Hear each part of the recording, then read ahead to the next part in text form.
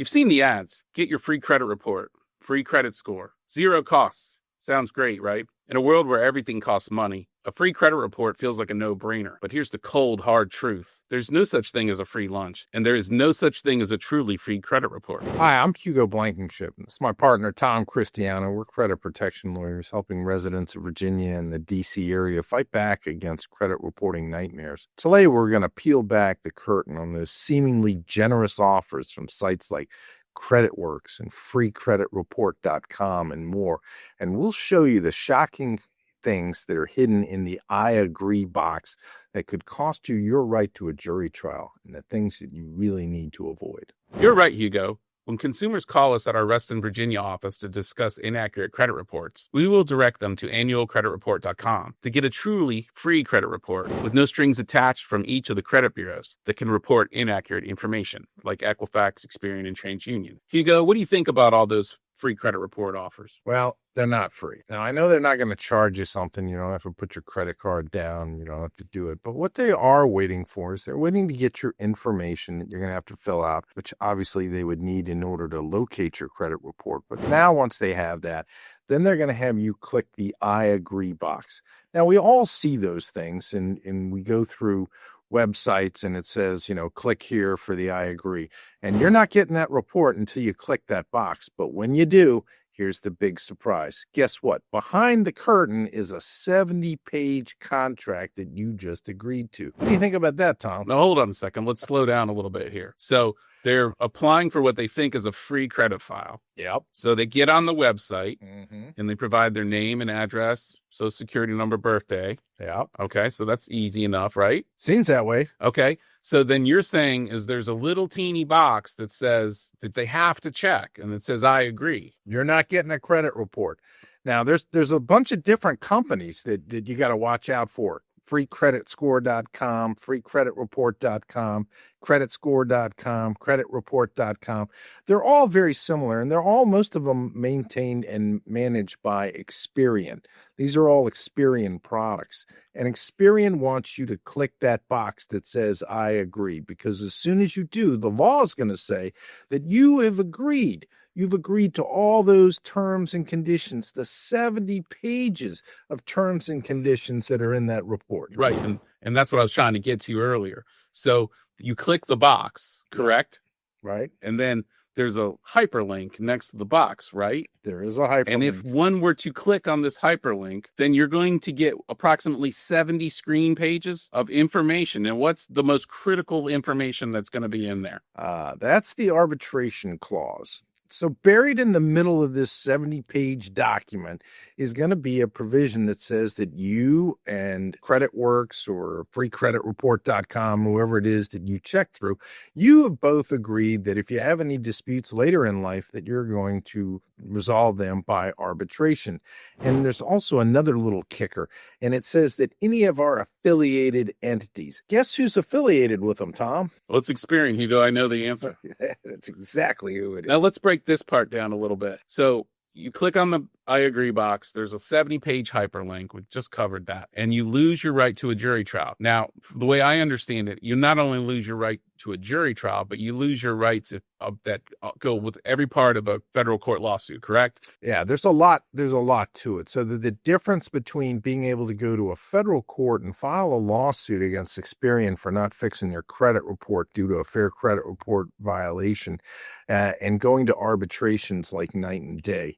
On the federal court, you're going to get a lot more what we call discovery. You get to take depositions, you get to ask questions, you get to produce documents, you get to issue subpoenas. There's a lot of things that you can do in the federal court that they're not going to allow you to do in arbitration, right? Right, and that it significantly affects the lawyer's ability to help consumers, because that's ultimately what we're here to do, is to help people out.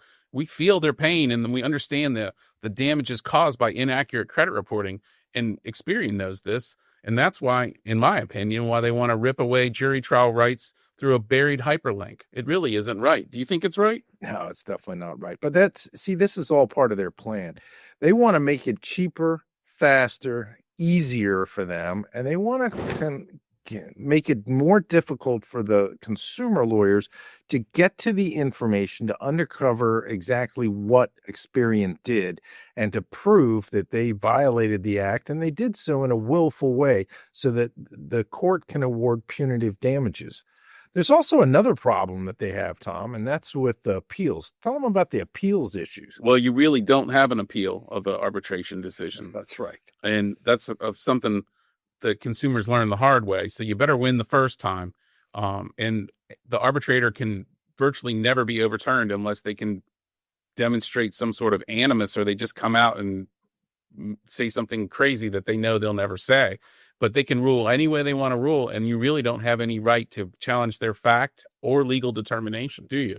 No, and that's the problem. Instead of being able to get a jury and a group of people that can listen to the evidence and do it, what you're going to get is generally a biased person that is going to be supportive of the corporation. Why? Because the corporation is the one that has to pay all the fees. They're paying all the fees in arbitration. And the arbitrators all tend to side with the corporation. They're not going to pick you, the consumer, and they're going to make it a lot more difficult. And if you can't appeal it, you're stuck with that decision. And it's oftentimes not a good one. Right. And think about what you do lose when you lose the federal court. You lose the experience and the wisdom of judges that have been appointed by senators and passed through the Congress, and that this is a vetting process, and they're experienced with these cases, and they look at lots of these cases, and they're long-term, well-regarded lawyers that have been practicing law for years, and in some cases been judges for 30 to 40 years. And you substitute this well-reasoned, wise person for an arbitrator who may or may not have any experience with the Fair Credit Reporting Act case. Well, not only do they may not have any experience with the Fair Credit Reporting Act case or with consumer law in general, but they're also not judges. I mean, they do arbitrations, which is sort of a lighter version of it, but they've never actually sat and been appointed as a judge. So what you're getting is a substitute that is not as good as a federal judge, is it? It's not. Would you call it? Would you go so far as to say it's the Judge Judy of credit reporting? I don't think they're that good. To be honest with you. So, go ahead. That's the unfortunate thing. You see, if you click that box, you have no idea what you're doing. Okay. And you have no idea that you got stuck in it, and you think you're just getting a free credit report and you're doing something wise that's going to help your situation going forward, but you're not. Now, here's the important thing, and this is what the message that we want to get across to all the consumers out there, is that you probably don't know that you've already done this. Okay. We find that most of our clients, they're all already signed up for this thing, and they've all clicked on to the box, right? Well, Hugo, we represented people from all areas of Virginia: Arlington, Alexandria, Spotsylvania County, Loudoun County. And to a client, I'd have not known of one that knew they signed up for CreditWorks. It's something where you make them check, because you can check in your email history to see if you did sign up, because they'll spam you with emails to keep you going and make sure that they looks like they're providing you information, right? Yeah. Now, this is what I would do. Okay. What I would do is I would check my email history, and I would look and search for the word CreditWorks or Experian or any of those names, and I would see if there is any CreditWorks contract. And if there is, then you contact them directly. You can contact them by phone. You can look it up on the internet, and you get the information to contact them directly. And you tell them you want to cancel. You want to get rid of the service. It's free. It's still free, and they're not charging you. But unless you tell them specifically, I want to cancel, they're not getting you out. Now, we had one client. Remember the client who had a paid subscription for 3 days, and then after that, she changed her mind. She said she wanted to cancel. What happened to her? She went to arbitration. Yeah. Why? Because what did Experian say? Experian said, oh, well, you canceled your paid subscription, but you didn't cancel the free one, and you're still stuck in the free one. So what you got to tell them and be very clear is that you want to cancel every subscription: a paid subscription, a free subscription, any subscription that you might have with CreditWorks or Experian. And if you do that, and then you have a problem, then you can avoid arbitration. Right. And we're just here to educate the public. If you download your Experian app or get involved with Experian, just know that this is likely And beyond likely, you're giving up your Seventh Amendment rights under the Bill of Rights to a jury trial. You're giving up, if there's a problem with your credit report, you're giving up the right to file a lawsuit in federal court and discovery rights and the rights to appeal. So if you want to give up all those rights, go right ahead and sign up for Experian. But most consumers I talk to don't want to give up those rights, and they don't even know they are giving them up. So you're free to do it, but just make sure that you make an informed decision. Well, if you got to hire a lawyer afterwards, they're going to wish you had done it, because it's going to make it far more difficult for them to help you and get a resolution to your problem if you're stuck in arbitration.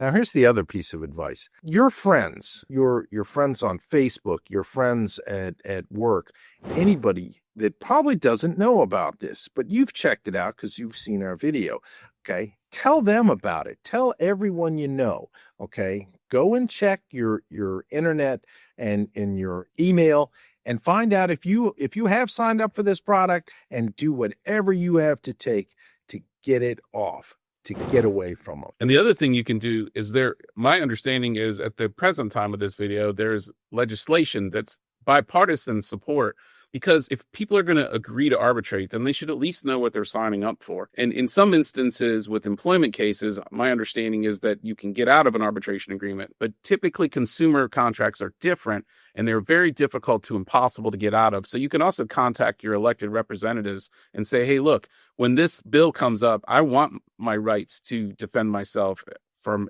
consumer protection issues, because it really is an important right. Yeah, and you got to remember that companies are putting these arbitration clauses in there because it's good for them. It's not good for you, the consumer, okay? So if you click one of these boxes and you've accepted it, then you need to reverse that process and do it as soon as you can. Right.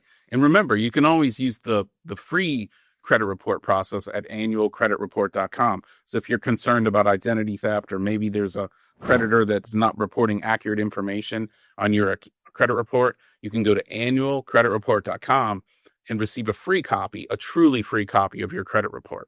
And they're not going to have the click I agree box, okay? So you're not going to have to worry about that. That's true, Hugo. So let's wrap this up with what we've learned today. The core message really is simple. Don't accept a free credit report from anyone unless it's the one exception, the truly free exception as mandated by federal law at annualcreditreport.com. Okay, that's what you want to do. And then go back and check your emails and see if you have signed up for it. And if you have signed up for CreditWorks or Experian, or you see that product, or you see them sending you emails, then call them and contact them and tell them that you want to cancel, and ask them to verify it. Send you an email saying that you have, in fact, fully terminated any agreement that you have with them, and then you'll be on your way to avoiding this problem in the future. Right. You don't want to waive your jury trial rights without knowing it. Definitely not. Because your credit history is your financial future. You need to protect it fiercely. Monitor your credit report by obtaining your credit report through annualcreditreport.com.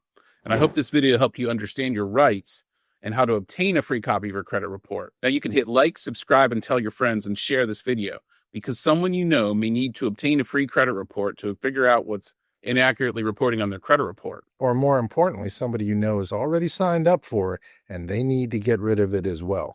So share it with everybody you know, and then we can all be protected, and we can all have our Seventh Amendment right to a jury trial and a right to go to federal court. And don't stop there. The next video you need to see is called Exhausted by Identity Theft. It exposes how identity theft affects your credit report and steps you can take to help restore your good credit. Thanks for watching, and we'll see you next time. Protect your identity, protect your credit. We'll see you in the next video.